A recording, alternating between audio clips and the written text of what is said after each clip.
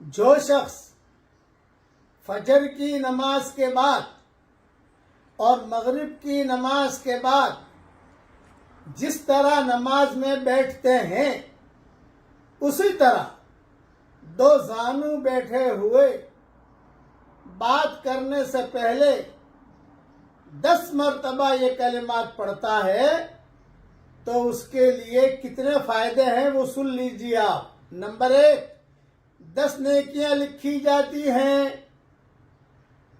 Number 2، 10 گناہ مٹائے جاتے ہیں۔ نمبر 3، 10 درجے بلند کر دیے جاتے ہیں۔ نمبر 4، ہر ناگوار اور ناپسندیدہ چیز سے محفوظ رہتا ہے۔ نمبر 5، یہ کلمات شیطان سے بچانے کے لیے پہرے داری کا کام دیتے ہیں۔ نمبر 6، شرک کے علاوہ کوئی گناہ اسے ہلاک نہ کر سکے گا۔ نمبر 7، اور ہر کلمہ پڑھنے پر اسے ایک غلام آزاد کرنے کا ثواب ملے گا۔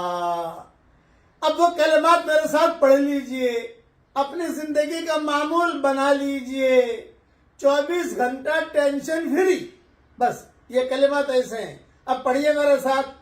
لا الہ الا اللہ وحدہ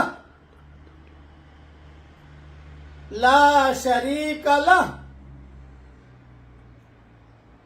لہ الملک ولہ الحمد یحیی و یمیت بیدہ الخیر وَهُوَ عَلَى كُلِّ شَيْءٍ قَدِيرٌ۔ ترجمہ بھی پڑھ لیجئے۔ اللہ کے سوا کوئی معبود نہیں، وہ اکیلا ہے، اس کا کوئی شریک اور پارٹنر نہیں، اسی کے لیے بادشاہت ہے اور اسی کے لیے تعریف ہے۔ وہی زندہ کرتا ہے اور مارتا ہے، تمام بھلائیاں اسی کے ہاتھ میں ہیں اور وہ ہر چیز پر قادر ہے۔ یہ مضمون ترمذی، مجمع الزوائد، ترغیب ترہیب سب میں ہے۔ روزانہ فجر اور مغرب کی نماز کے بعد یہ کلمات پڑھنے کا اہتمام کیجئے، مذکورہ فوائد حاصل ہوں گے انشاءاللہ، اور 24 گھنٹے آدمی ٹینشن فری رہے گا اور شیطانی اثرات سے حفاظت ہوگی انشاءاللہ۔